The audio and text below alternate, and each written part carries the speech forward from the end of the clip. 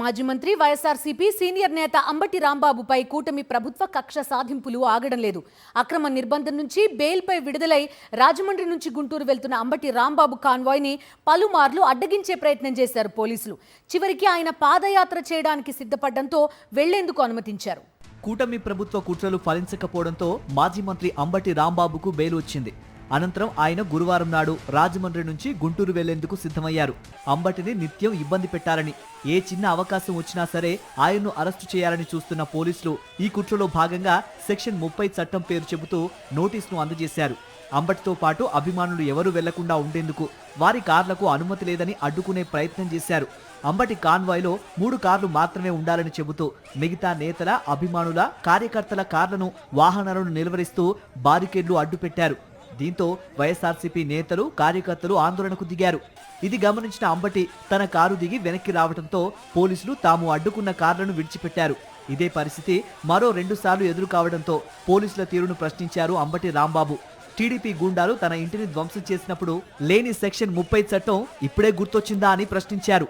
పోలీసులు ఇలాగే వ్యవహరిస్తే తాను పాదయాత్ర చేస్తానని అంబటి స్పష్టం చేశారు.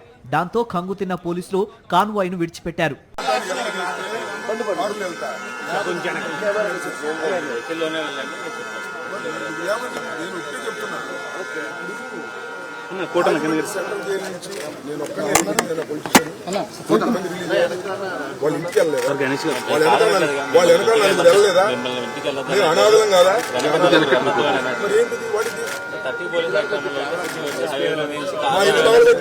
మా ఇల్లు పగలబెట్టినప్పుడు 30 యాక్ట్ లేదా?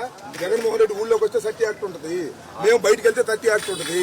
నా ఇల్లు పగలగొడితే 30 యాక్ట్ ఉండదు అంటే మిమ్మల్ని అడుగుతా అనుకోమండి. పోలీస్ డిపార్ట్మెంట్ అడుగుతున్నా. దగ్గరుండి 100 మంది పోలీసులు దగ్గరుండి నా ఇల్లు పగలగొచ్చారు. ఆ రోజు 30 యాక్ట్ ఏమైంది? ఆ రోజు రూల్స్ ఏమైనాయి? ఇవాళ నేను 18 రోజులు జైల్లో ఉండి బయటకు వెళ్తే నన్ను అడ్డుకుంటారు.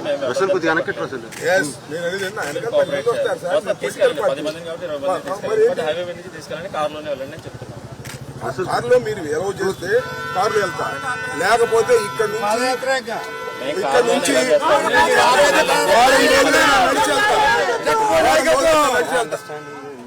ఇదిగోండి సార్, అనవసరంగా ఇష్యూ పెరిగింది.